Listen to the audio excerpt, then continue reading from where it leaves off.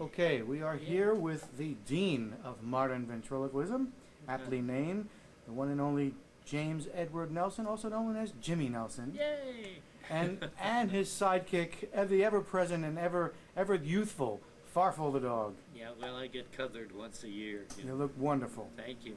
Yes. Jimmy, you have served as an inspiration for so many ventriloquists at this convention, and those who don't attend these conventions and stay at home, that have come up through the years with the Texaco Star Theater appearances, the Ed Sullivan appearances, the Instant Ventriloquism 1 and 2 records, and your many public appearances around the country.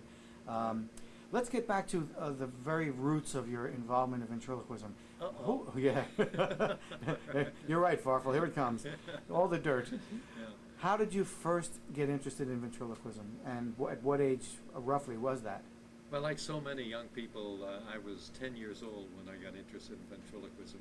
A lot of 10-year-olds start in magic or vent or many other hobbies, and it kind of stuck with me. I stayed with it. I was a shy kid. No, not really. I was a shy kid, and had trouble getting up in front of a class in school and with the oral recitations.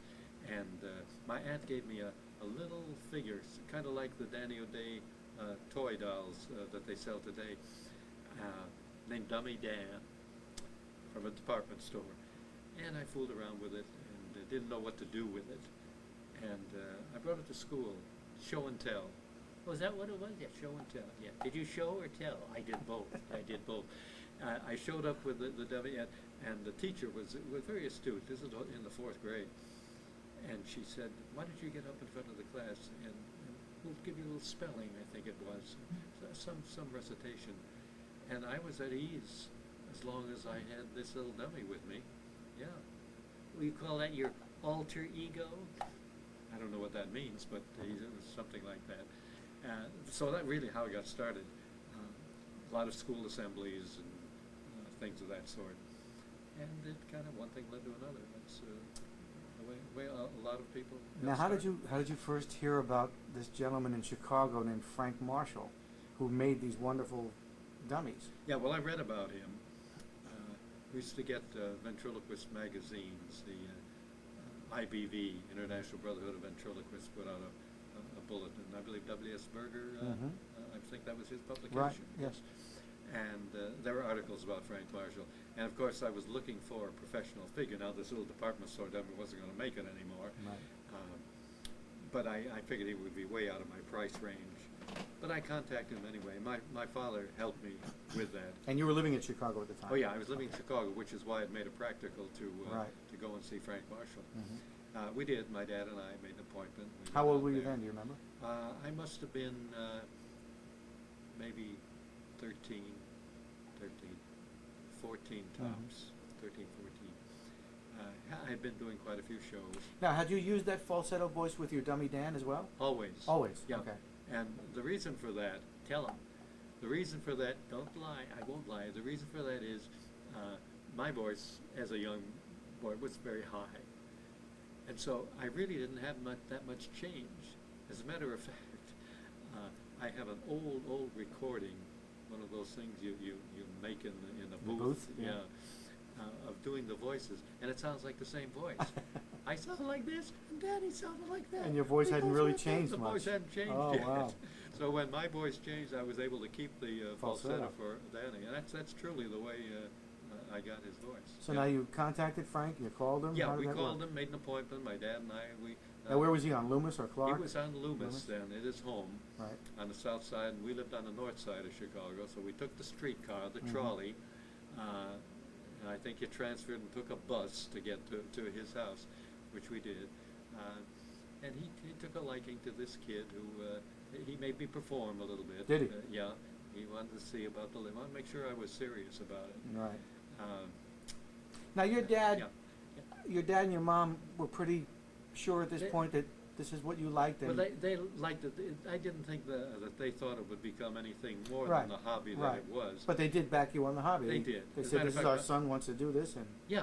My dad and I would sit at the dining room table with joke books, and he would help me work out routines. That's great. That's great. Which was fun. About this time, I said I was 13 or 14. I was at least 14 because I got my very first professional engagement. Now you have to realize this was wartime. A lot of the guys, performers, were in the service, and they were away. I was a 14-year-old, I guess pushing 15 at this point. So I was able to get professional bookings through local booking agents in Chicago. And they booked me at the Englewood Theater, which is on the south side of Chicago, not too far from where Frank Marshall lived. 63rd and Halsted, those of you from Chicago might remember. The old Englewood Theater, they booked vaudeville acts, either the ones that were going up or the ones that were coming down. Right. It was that type of a place. So they booked me there, and Frank came to see the show. This is how it all evolved. Okay. And he thought I might have had a potential. So he said, maybe I'll make you a figure. You Yeah, know. he was like that, huh? Yeah, he really, he didn't just make them for anybody. And he said, send me a picture of yourself, or give me a picture of yourself, and I'll let you know. And what he did was, he made Danny O'Day, the one that you still see today, he took a picture of me at that young age and put some of my features into the figure, which made a lot of sense. I found out later. I didn't realize it at the time because people used to say to me, you know, you look like a dummy. That didn't sound too good. Doesn't sound too good today either. But I guess I did. And then I found out later that that's what he had done with my photograph. So Frank gave me my very first professional dummy. He knew that I was working a week at the Englewood Theater for $35. So he knew what I was making. He knew I was making a lot. So he charged me $125 for Danny O'Day, the same one you see today. Wow. For $125. Now, people have talked about when they went down to Frank's workshop, the smells, the paint, the wood chips, the and wood. the wood. The wood was such a nice smell, and then the paint as well. Yeah, it was a craftsman shop. Now, it was not a neat shop. Right. Frank was not a neat man. Right. But he knew where everything was. He knew where it was, yeah. Everything in its place. Now, when you first saw Danny O'Day all painted up and finished, when you went down with your dad to pick him up, what did that feel like? Well, first of all, could you sleep between the time that he ordered it and the time you picked it up? How many nights had you laid in bed dreaming? It was that type of thing, like right? Christmas. The very first, waiting for Christmas, waiting for your birthday, waiting for him to call because there was no set date when he would be finished. Oh, okay. You just didn't know. Yeah.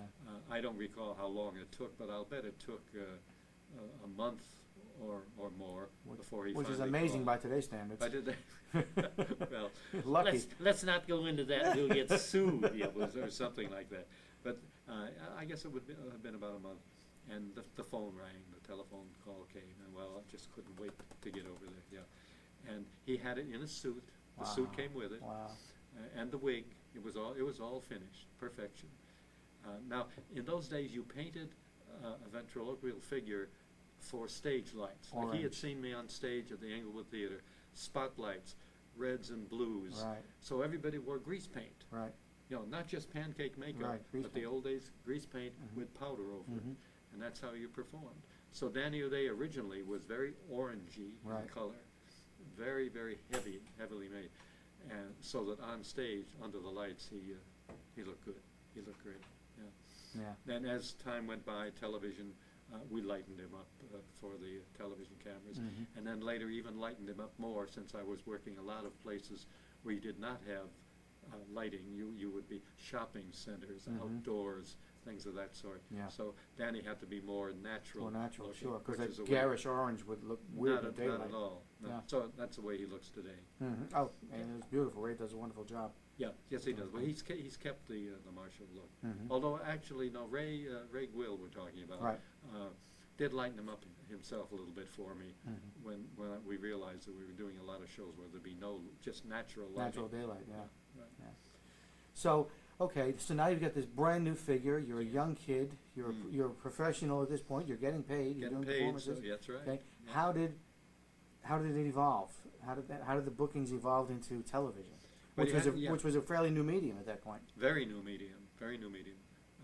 We're talking now, 1945, when Frank finished Danny O'Day. You have to figure the times, how the times were.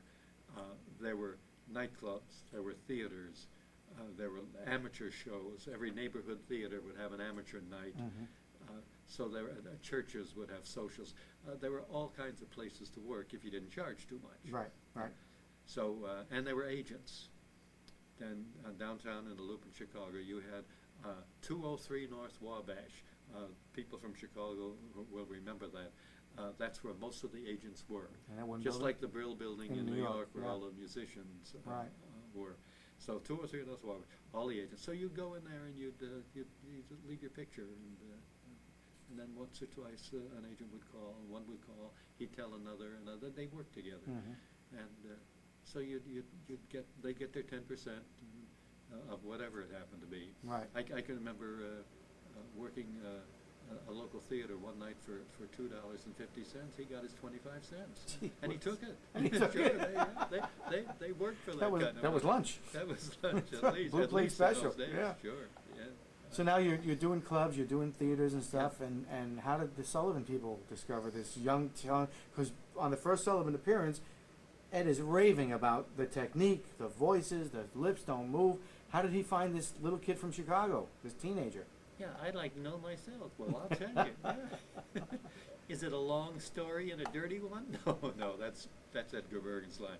No, it was now a couple of years later, and I had a kind of a track record of working some of these small time clubs in the little towns up and down the Mississippi River in the Midwest. Ed Sullivan never booked an act sight unseen. Mm-hmm. Or he never booked an act that wasn't recommended. Right. He hadn't seen me, but the agent who booked the Ed Sullivan show was a friend of the agent in Chicago who was booking me, and he sent him a rave review. Right. I guess Because there were even no something videotapes back then. No videotapes. Nothing. Newspaper clippings was about the best, Right. and word of mouth. And he took the word of the agent. His name was Mark Letty, who booked the show, and took a chance. Although, as you said, he did say some nice things about me, so he had heard. Right. Then he had seen me in rehearsal. Mm-hmm. So I guess that's where he Right. started to say some nice things. Because we did have full dress rehearsals on the Now, how old were you on your first Sullivan appearance? I would have been 21. 21. Yeah. Were you married at that point? Yeah. Married to Yeah. this lovely lady here? Not yet. Not yet? Not yet. Okay. Yeah. Right. So now, here you're 21 years old. Right. You're on a national television program, brand new medium, Yeah. which was then recorded live, I understand. There was no retakes. No, You, it was what, all. what you shot is what you Yeah. got. Matter of fact, the videos today that you see from the Ed Sullivan Show Mhm. were all kinescopes. Right. Which was a 16 millimeter Mhm. camera shooting into the lens, Into the lens. And getting a Right. very distorted picture. Yeah. They have cleaned them up, Yeah. new processes, so they look fairly good today. First time out there, nervous? That's Is that the understatement of the year? not nervous like you're shaking, because I knew my act. Right. I knew what I was going to do. The nervousness came when Ed Sullivan didn't let me finish. Tell that my act. story. Well, the story is when you have an act and you have honed it down to, because they only give you 3 minutes Right. on the Ed Sullivan Show, so you know you've got a beginning, a middle, and an end. A wind up, yeah. Yeah, and you're moving toward that wind-up. But before the wind-up, I did a song and finished, and he thought I was through. Mm. And all I was doing was taking a bow and going into That my was best things in life for big free. finish. Yeah, That was the right. smoking routine. and- That's right. Yeah. So Ed came out, "Thank you, young Jimmy Nelson," and I stood there, and of course the camera's gone, and I left, and I was devastated because You thought that I was your thought shot, that was and it. it was gone. But he liked it, and the audience liked it, so they didn't realize I had anything more to do. But my Did he agent- realize that he had done a faux pas? my agent told him Oh, afterwards, okay. or whoever he told him eventually, Right. and he had me back 3 weeks later Uh-huh. to finish the act.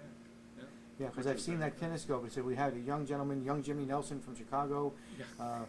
He didn't get to finish his act last That's- time he was on, and we've got him back today. No lip movement, no throat movement in here. He was building you up to be, He did. you know, He did. and you delivered, of course. But you see, that was national exposure, Oh, yes. and what a great shot. Because again, for the people who are going to be viewing this years to come, we didn't have all these channels back then that we have today with cable and everything. You had maybe 4 channels. You know. Sunday night, you watched Ed Sullivan. There were right, exactly that was, and the variety acts, the music, big stars that were on the shows. So that was the show to watch. So he had you back what, 2 more times? 3 more Well, times? over the years, 10 more times. 10 more times, Yeah, right. right. Now, So- had you done any color Sullivans, or were they all black and white? One color, One. which doesn't exist. I have no Oh, copy of boy. it. I don't know where it went. Wow. As a matter of fact, I don't have all the copies of it. I think I have, 4. Yeah, but that color one would be the holy grail to find that. Would be, yeah, maybe it's out there somewhere. Now, how did this guy come about? There's a Oh, story. I was hoping you'd There get was around to that. there was a Yeah. story about this little furry fella right here. Yes. yes. Something about a dog and a piano. That's true. I hope the Isn't that dog wasn't doing anything on the piano. Not that I know. Okay. Not that I know of. And Betty, my wife, was there with me at the time. We were working together. Betty was singing. She would open for me, and I would do my act. And it was a little club in. Go on. You can think of that. Yeah, Wichita. Yeah, Wichita, Kansas. Where else is there a Wichita? Oh, no, it was Wichita, Kansas, and it was a little club. It was right near the Boeing aircraft plant, so we would get the Boeing people, and they had all kinds of shifts, and they would work. So we'd do a late show, do an early show, a late show, 3 shows on Saturday, and generally speaking, we had a good crowd. But this particular night, maybe the shift wasn't working or something. We had about 6 tables of people, but the show must go on. Oh, I've done them, yeah. Why? I don't know why, but the show must go on. And so we went out there, and Betty was working with me. Betty opened the show, and somebody had taken a little stuffed doll, something like this in this position, and set it on the piano. I'll never know where it came from, but there it was. Betty noticed it, was the first one to notice it. And I was doing my show. Betty would bring a figure out to me, and somehow or other we noticed this thing on the piano. And the act was going nowhere with 6 tables, so we were ad-libbing, all kinds of, whatever you can think of. And I went over and picked up the little dog from the piano. Just how much time did you have to do in those days when you You know, did your act? My act, if I was the so-called The headliner, right. You'd be expected to do a half hour. But it hasn't which changed. is- Half hour, 45, yeah. Yeah, right, which wasn't too bad. Betty would do 15 or 20 ahead of me, so it made a nice, tight little show. Right. But anyway, I still had time to kill, and here was this little dog, and Farfel wasn't around. Darn. Right. He wasn't there yet. And I took this little dog, and I still had Danny with me. And of course, the mouth didn't move. It was just a stuffed doll, so I just did one of these things. And Danny said the line that I still use. He said, "This is the ugliest dog I've ever seen." And I don't know why, but the voice came out, this nasal voice, and he said, No, I wouldn't say that. and the 6 tables fell down. They laughed. And I said, if I can get laughs on straight lines like this with a little dog, I better follow through on this. Yeah. And he did. I did. Lucky for He- you. Oh, you bet. And he gave me that line, and I still use it. That's my trademark. That's right. No, I wouldn't sing that. So I took the dog to Frank Marshall and gave it to him and said, I want something like this. I don't. Well, the story is, some people tell the story that Frank made 3 or 4 different versions of them. So no, he didn't make that many, but he did make one that we were not satisfied prototype, with. yeah.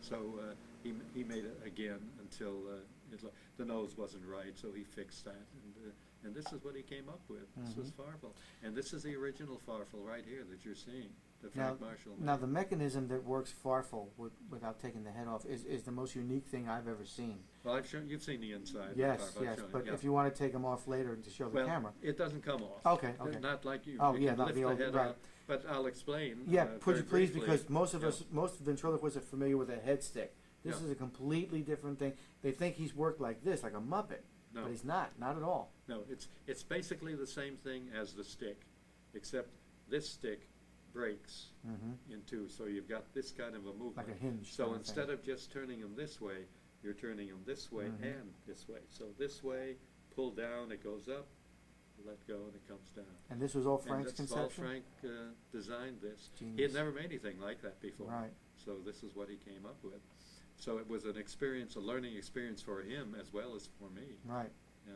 So I'm very proud of Farfel. Thank God. Yeah. Yeah. Now He's done well for me. Yeah. You picked up Farfel. Yeah. The new Farfel, the one you have right here. Did you know right away, home run? No, it wasn't sure. Danny O'Day was still the star of the show, and he still is today. Oh, yeah. But more people remember Farfel Because of now television, than right. Danny. But no, not in those days. I was still using Humphrey Higsby. Yeah, tell the story about Humphrey, who was supposed to be a Well, replica. that was another thing about Frank. He couldn't. Yeah, you take a nap. It's all right. Frank could never make an exact duplicate because he carved everything by hand, Right. and he would try. But I don't think if you see original Frank Marshall side by side, I don't think you see any that looks exactly. No. They look alike. They look like cousins, like brothers. Right. But there's something different. And even when he used the duplicate carver, it never looked exactly the same because all the finishing work he did by hand. That's right. Yeah. So anyway, I wanted a duplicate of Danny for a backup, and he made this one. The mouth was not right.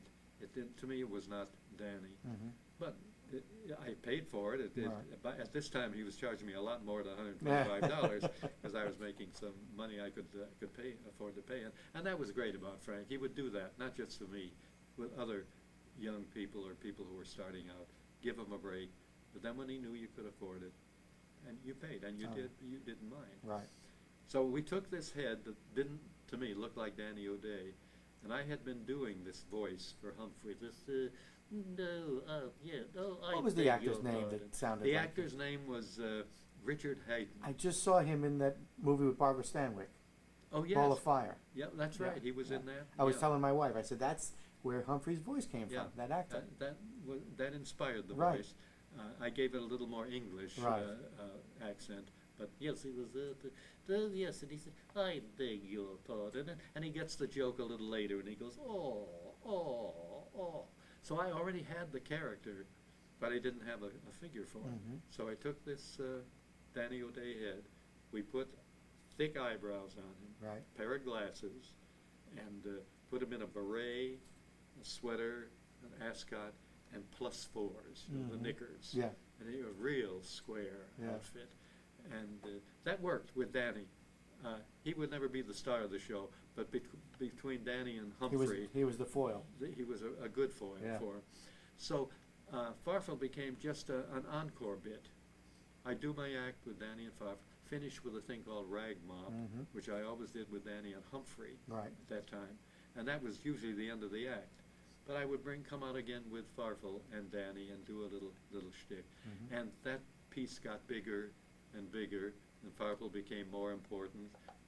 You're awake now. Yes, I am. He heard his name. Yeah, right. Yeah. And to the point where Farfel was just as important as Humphrey. Right.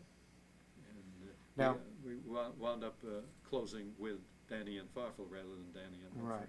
And Danny and Farfel, you did Hold That Tiger. That was one of their bits they used to Well, do? I did,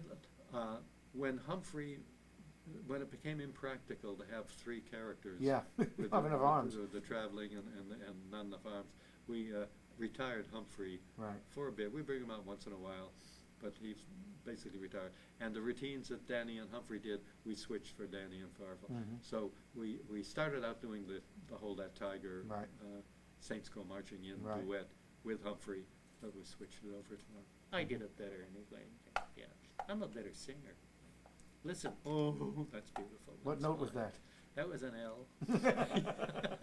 So, So now you're working with this new doggy here, and of Yeah. course he's going over well. People love the face. yeah.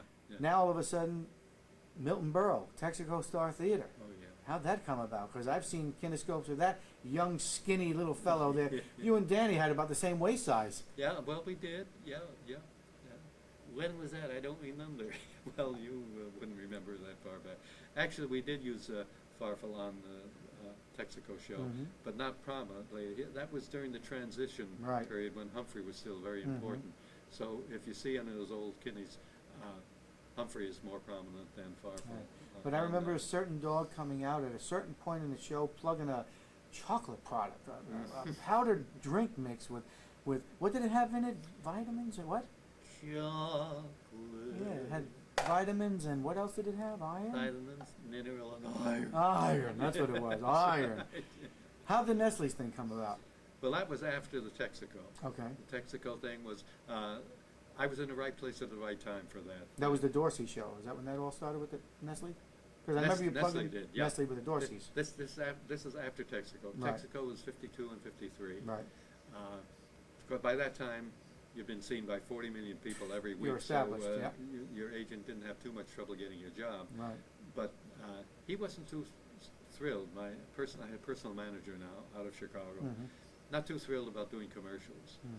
And they came to him and said, we want to do Nestle chocolate. You thought you were going to get pigeonholed? Or? Yeah, well, Yeah. that was that, and the fact that people in those days looked down on commercial Really? people. It was beneath you if you were a An performer. actor, yeah. Yes, if you were a performer. Yeah. Later on, of course, the Hollywood people, everybody did commercials. Sure. But not everybody did. So he almost turned it down.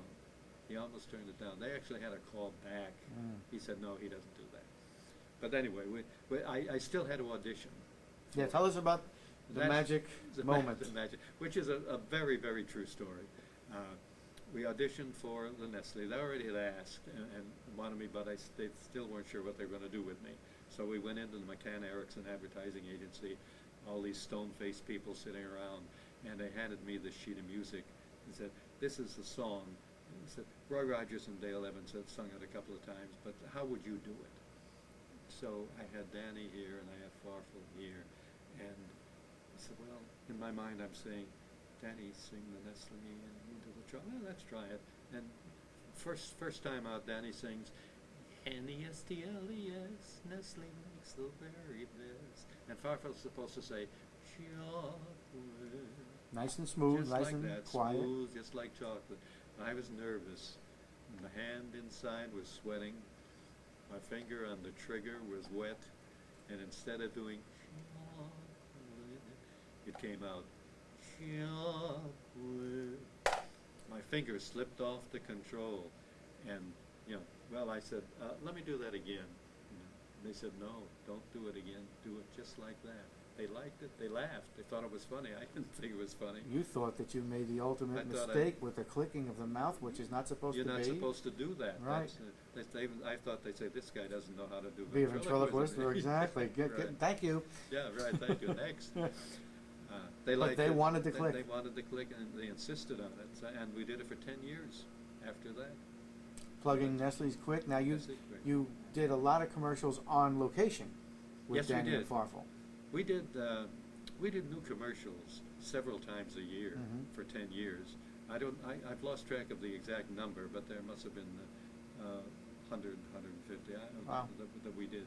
You So- did everything from SeaWorld, I remember, Yeah. and you did one of the amusement park where they were flying around the little rocket ship yes, things. we did.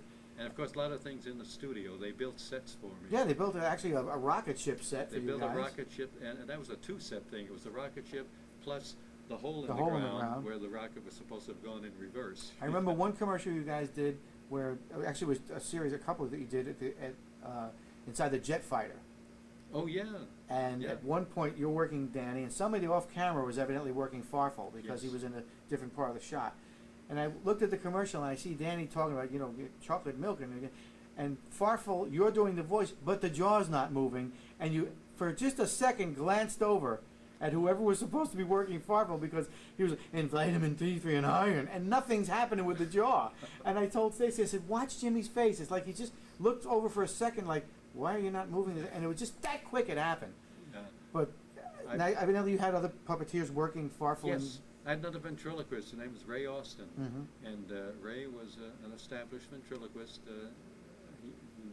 He never got into television. He never reached above a certain level, but he was always a working ventriloquist. Mhm. So he was happy for the extra work Yeah. to come in and be my assistant. So I used him on quite a few of those commercials.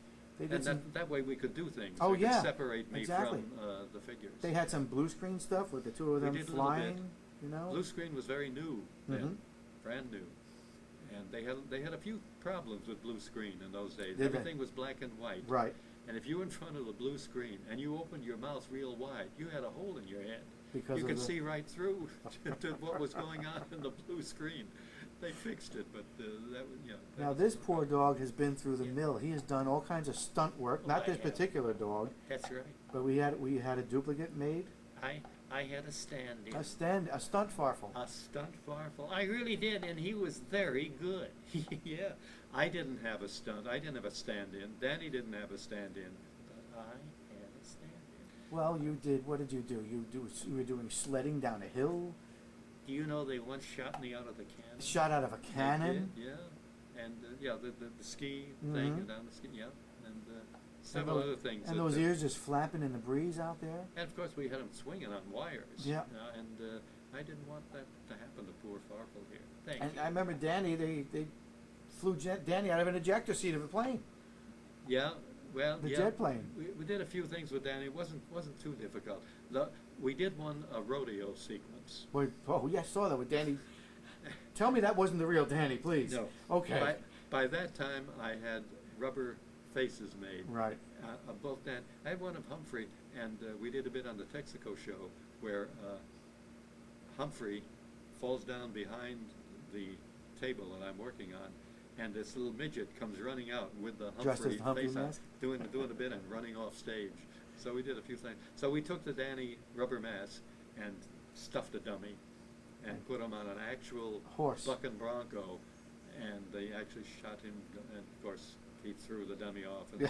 the dummy was in Destroyed. pieces. Yeah, destroyed. It was a one shot. If you didn't get it the first time, you had to make a new dummy. Yeah. And we saw you guys on a Ferris wheel Oh yeah. and yeah. rocket ships going around and around an amusement Yeah. park, little airplane Yeah. things. Now that wasn't too difficult, but I got nauseous. Yeah, but you guys did everything. You guys and all the while plugging chocolate. That's it. So these That kids was would the whole idea. never sit down. No, they worked hard. They did. But And then it you was had good. there was another figure who came along years later, sounded like a very famous comedian, based on a biblical cat. Yeah, you're talking about Fatata Tita. That's the one. Fatata Tita. Now, how did that idea come about? Well, wouldn't it be logical to have a dog and a cat? That sounds right. Cats and dogs don't get along. Yeah, so we loved each other. Yeah, they really got, it wasn't that funny. The character was funny. I liked the character very much. See if I can do it without moving. Well, but I move my lips, don't bother. But she was a Cheshire cat, a big smile, and diamonds, and eyelashes. Frank made a beautiful job of the eyes that would close with these big eyelashes. She made the tail that would go like this, and she would get angry. So it was a good character. The upper lip would go. A little sneer. Yeah, to Yeah. make a sneer with both the upper and the lower. And she had this voice, you know. Now I'm so beautiful, don't you love me? Yes, she really loved herself and thought everybody should too. Shades of Ed Wynn. And that's where that voice. You're always, a voice is always. You're in there. Somewhere they can. I don't know that there are too many original voices. Somewhere along the line, you're inspired. Of course, that was a definite steal of Ed Wynn's Yeah. voice, but that was on purpose. Yeah. I never talked to Ed Wynn about it, but I don't think if he saw it, he would mind. Probably flattered. Yeah. Now, Fatata Tita lasted how long in the act? I worked a few Mike Douglas shows with her. Jimmy Dean had a show that we did Right. from time to time. So she had a little exposure, and she did do one Nestle commercial for a product called Keen. right. Nestle Keen. Fruit punch. Yeah, it was drinks. a kind of an imitation of Kool-Aid. Right. And Fatata Tita didn't last. And neither did Keen. If you could find a jar of unopened Keen on eBay, Yeah, you've got something. you've got a Yeah. gold mine right there. I wouldn't drink it. Yeah, right. So It was, Fatata Tita has been retired Yes, she has. long She- these many years. Yeah, she's still in good shape. Yeah. I had Ray will recover her Mhm. so I wouldn't put her away. And again, you had the Yeah. idea. You went to Frank and told him this is what you were thinking of doing. Yes, and he he just did the came up same. with it. Yeah. Now here again, it was the second one. Mhm. The first one looked like a monkey. So That's the turned one him Lee J in- has. So we turned him into a monkey, and my son Lee J has that one. Yeah. Yeah. He showed me that. Yeah. He said, "This is my Fatata Tita that was a monkey. It's now a monkey." And I'm like, "What?" He takes it out of the case, and I'm like, he goes, "Isn't that hideous?" And I'm like, "No, it's kind of cute looking." He goes, "No, it was supposed to be Fatata Tita. It looks like a Yeah, monkey." That's right. So Frank once again came through and did the right thing and made. Now Danny O'Day, one and only, Yeah. Well. and then Ray made some fiberglass dupes for yeah, you, I have. and a wood dupe as well. That's right. Right. Yeah. Okay. And. But you prefer the original because let's face it, that and I've been one of the few people fortunate on this earth to have worked Danny, and you've allowed me that honor. When you put your hand in that puppet and hit that head stick and work that head, it's like puppet heaven. Well, That is your Stradivarius. That's exactly, and that's what I call him. Yeah. I'm sorry, Farfel. Yeah, I just don't put you in a Stradivarius character. Hell, that's true. I At least you're not a Picasso. No, that's right. Yeah, yeah. I'm a Thomas Kincaid. You are. But the thing about ventriloquial figures, as you well know, you get a feel for them, and it is like a musical instrument. Yep. I mean, if you've got a violin or a cello or any guitar, kind of instrument, yeah. you want to play that particular That one. one and nothing else. And so I do have duplicates of Danny, Mhm. and I have used them But for one reason but they or don't another. feel the same. It's not the same, not No. at all. No. And he looks marvelous. He looks phenomenal. He looks He's good, really yeah. in great shape, as you are, Farfel. Oh, thank you, Peter. Now, Nestle's Quick. Mm. We took a little hiatus for a few years with Nestle's Quick. Yeah, well, 10 years is not too bad. Yeah. They And- changed advertising agencies and went with the rabbit, Right. which that- is an animated that little cartoon character. rabbit. So, Right. what was Jimmy Nelson doing in that time? Now you went from being Mr. Always on television, Oh, yeah. pushing Nestle's to Jimmy Yeah. who? Yeah, well, the only problem with television today is you don't have those programs. See, when Nestle, when I left Nestle, we still had Mike Douglas, Mhm. Merv Griffin, Variety shows. and there were variety shows. There were still a few on air. Ed Sullivan was still on air at the time. Mhm. So there were still places to work, but you Work. weren't on every week. Right. You weren't on all the time. Right. So I continued to work, and I did the state fair circuits. Right. There was plenty of state fairs, county fairs. I did a lot of traveling. So the work was still there because there was a certain amount of name value that people remembered from Right. television. Sure. Right. So we kept doing that for as long as it was possible. And at this point, you reach a point in show business, I think most people do, where you say, slow down. Yeah. Time for a little break. Been on the Time for road some all family. this time, and so we had moved to Florida by that Mhm. time, and Danny and Farfel, they're still working, still doing it, but I started doing commercials locally in Fort Myers, Cape Coral, Florida, for First Federal Savings and Loan, Mhm. and they liked it, and they wanted me to do regular things. I said, well, put me on the payroll, you know, go to work and Get some benefits we'll out do of it." this Yeah, thing. right. Sure. Which sure. I did, and became assistant vice president marketing. Mhm. So we did that for the next 12 years. Mhm. So that Also it did some was- stuff for the American Cancer Society as well. Yes, well, I still do. Right. I still do. I The do no a lot of smoking thing? schools, the no smoking program that we Let do. me backtrack for a second, 'cause I just got a thought. How did the Juro thing come about? Because everybody started with a little Danny O'Day Yeah, doll. How did that all come about? I thank Paul Winchell for that, because Juro made the Jerry Mahoney dolls. Right. And Paul decided that he wanted to make his own. Right. And He broke away. Broke away from Juro. Juro wanted to continue having a figure, Mhm. and Danny O'Day, Charlie McCarthy was not available, Right. but Danny O'Day was, and so they made him. And they approached you and said, "Listen, we'd like to." This is the way it is. We'll, And they now did they draw up the mock-up of the head and submit it for your Yeah. approval? Yes, and then they mold it in clay Mhm. and make a master mold. Right. They actually made two molds because one was a bigger head with a stick, Right. but the biggest seller was the one with the string full out the string. back. And they because- also made a lot of little Farfels, they different made- types. Yeah, Hand puppets and yeah. Strangely enough, the Farfel was never a big seller. really. I would have thought he would be, but hand puppets are not exactly like ventriloquial No, they're figures not. They're not. in that particular market. Right. And the Danny O'Days still sell today. So then there was makes Farfel them. mugs. I remember little coffee mugs. Well, and that was things. through the Nestle people. Yeah. Now you Yeah. didn't buy those. You sent away. They're premiums, right? You Yeah, send they away? were premiums. You would send away from the side of the. And then the little guy makes a comeback with Nestle's Cocoa. Not Nestle's, but Nestle. Yeah. Cocoa in color commercials. That's right. Yeah. What happened there? Well, Farfel was never away as far as the Nestle people were concerned. They still remembered him. Because by then you had a whole different set of ad managers working for Nestle, whoever Yeah, was that's- doing it. So somebody must have said, we had this ad campaign years ago with the little dog. Let's bring him back. Well, They said, let's first find out if he's still alive.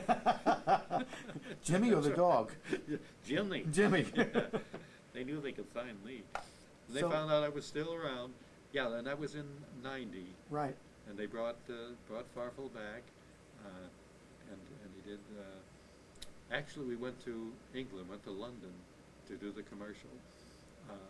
Mainly because I don't really know why. I'm sure they could have done it here, but they had special manipulators over there. And if you remember, they made the commercial with a room full of Farfels. Yes. You know, and did it with computer Generated, yeah. generation. Yeah. So he did the Nestle's Cocoa and the Crunch bars. They had those two. They had those two. That's right. With his face on them. Yeah. Oh, it was a whole holiday thing where the miniature bars. Right. And they were displays in the store. And brand new Farfel puppet they and came then out they with. came out the best Farfel puppet that was ever made. My son has his here with him, and he Yeah. just won't let it go. Well, see, the other puppets were so soft, but this one had a harder And you face, and you could actually do the click with the mouth. So And yes, so that now was you're a you're nice you're touch. still doing shows. You're still performing. You've still got Yeah. the original two guys that you started with, Right. and you're not one of these ventriloquists that. And Betty, you've been to a lot of these conventions. You see these people with 15 puppets, trying to do 15 things at all at one time. And here's a guy, a man and his dog and his little boy, Danny, and it's been that way all these years, and it's been magic. And and you had to change Danny's voice, obviously. Yeah, well, that's, I think, is something that probably happens to anybody who uses a strong falsetto And voice. starts with it and does it all those years. For many, many years. And I consider my voice still strong because Farfel's is still strong. And Humphrey, on the rare occasion I use him still, because it's in my range. Mm-hmm. But the falsetto range, you lose it as you Mhm. age. And I think that's true of anybody. Yeah. Yeah. So we still use Danny, of course. Yeah. But he is. He's a teenager. Yeah. Well, that's the story. His voice changed, and so that's what happens to him. Does he sound like me? He doesn't sound like you, but he's in the same range as you. You're a little more nasal. You know, that's because I've been sick. You know, well, It's the wet maybe nose. Yes, that's it. Cold and wet. First HBO vent special. Oh yeah. Lovely That's fun. lady here behind you, brushing off or combing somebody's hair, Oh, you and bringing remember. out, of course, bringing out this little guy. Yes, and she was. Oh, we had her in her gown and the whole bit, and she came out. She looked beautiful. Yeah. That's a fun show. We Because you we got to work with your got inspiration. to work with Edgar Bergen. Yeah. Got to work with it. Now, had you And, seen Edgar through the years? I had met him on a couple of previous occasions. Hadn't worked with him before. Matter of fact, the only time we worked together was on that That HBO show. Right. But I had met him in towns where we were playing, because he was on the road a lot in those later years too. Mhm. He did industrial shows. Right. Met Corporates him, and things. Yeah, met him in Houston. I was working a hotel. He was working an industrial show at the Astrodome, Mhm. and we had some conversation there. Yeah. Uh, That was a fun show. It was you and Edgar, Willie Tyler, of course, Jay yeah, Johnson, Jay Shari, Johnson. Yes. Lou DuPont was Yeah. on that show. That was and he did you do another HBO event or just that There was the was only one? I didn't do another one. There Okay. was one called Dummies. What was Yeah, it? Dummies. And, Dummies. I think there were three of Three them or four, altogether. yeah, But I only did the one. Right. Yeah. And you're still going strong. He still looks great. Married to this lovely lady how many Oh, years now? yeah. Well, you know, in, what's this, 04, 05, 06 will be our 50th wedding anniversary. She's off camera going, Yeah, yeah. yeah. How could she stand it? I don't know, but she managed. Already the family is planning a big do. Big so to-do. I hope we make it. That's good. And I guess, we attended a wonderful party at Polkmont. Yes, not too that's long right. ago. You were there and you performed. You did a wonderful job. There was a guy who ran that place, the entertainment coordinator. What was his name again? What was his name, Farfel? No, it wasn't Farfel. No, what was his no, name? Oh, Lee J. Nelson. Yeah, I think related to this My guy boy. over here. Your boy. My boy. And none of your children, oddly enough, took up ventriloquism, or did they at one point? Not seriously. Our oldest daughter did ventriloquism for a while. Did she? Matter of fact, she still has it, little Tommy Knox. Oh, wow. And Frank actually made it for her, Frank Marshall, and inside the head, it's a to Mary Ann, Oh, Frank Marshall. isn't that I mean, nice? that's, we'll never get rid of that. Oh, no, that's a priceless. precious thing. So she has it on display in her living room. She got married and has a daughter now and other responsibilities. Mhm. But she did do it for her. We did a couple of shows together. Oh. Nothing on a large scale, mostly locally in the Florida area. Now, when you got, and there is an extended family here, obviously, from the first marriage. Yeah, And when you guys all get together, do the guys come out for the grandchildren? well, they did when we had a family reunion a few years back. Mhm. And as you know, this reunion turned out to be a family reunion when when Lee J, our son at the Polkmont in Pennsylvania, up in the Poconos, was retiring from Yeah. that place. Yeah. The whole family came. What a night that So was. that was some night. Yeah. You were part of the family Yes, that night. I was You honored were to be there, believe me. You were there. Yeah. It was really, really fun. So that was the last family reunion, but we're planning. But now the big back. 50th is coming up. That's- That's going to be the big bash. We hope so. Oh, yeah, We hope so. I'm sure. Jimmy, this has been an honor, and again, this is going to be for Vent Haven for all time. Oh, that's Long nice. after all of us are gone, these Mm. things will carry on. And Farfel, what have I'll- you what have know you got what? to say for I'll yourself? still be around, proudly sitting there in Vent Haven. Yes, next Yeah. to your stunt Farfel. Yeah, right next to him. That's yeah. right, and you can No, tell I- him better you than me. That's probably Now, true. I'm going to ask you a question. I hope it's not going to open up a bucket of worms here. All right. But what's to become of poor Daniel Poor Danny.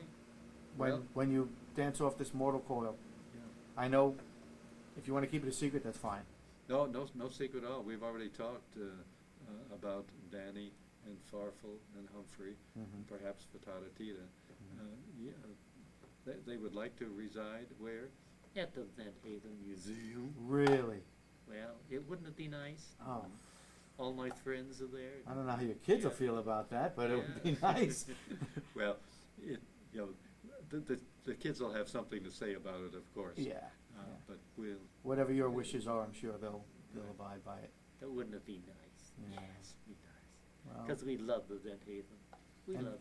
Yeah. and Vent Haven loves you, Farf, and the whole Vent community loves your I don't want to say your father over here, but your master, the guy that's been taking care of you all these years, keeping you Love. keeping you so well groomed. Yeah, isn't that nice? Well, it's him and Ray Guil. That's Yeah, right. combination. And yeah. Farfel, just for the folks at Yeah. the museum here, look ashamed for us just one time. Don't they do that? Yeah. I know. Well, usually somebody has to say you're an ugly dog. Oh, don't they? how would they say that though? Well, they do, and then you. Danny says that a lot. He says it a lot, and then you look down like that, and I say, Farfel, you ought to be ashamed. Go on, look ashamed. Oh, that's. Jimmy, I'm going to end on that. I'm going to fade out on that. Farfel, you okay? Farfel. He can't hear. He's got his. Oh, he's got his over ears in his there. ears. Right. Farfel, drop it. There you There go. he is. Why didn't you drop him in the first place? Why didn't you let go of the string? Sorry. Farfel, any last words for everybody here at home? And Yeah, that's gonna just be watching one. us? Just one. I only claim the same. You might as Can well. I help do you it with well. that? Please, will you sing the first part? I don't know if All I right. can hit the old Danny voice, but I'll I'll try. give you an A. You got that? Was that an A natural? No, that was that unnatural. Go ahead. Give me that A one more time. And Oh. Nestles, Nestle's makes the very best. chocolate. Thank you, Farfel. Thank you, Pete. Thank you, Jimmy. Thank you, Pete. All righty.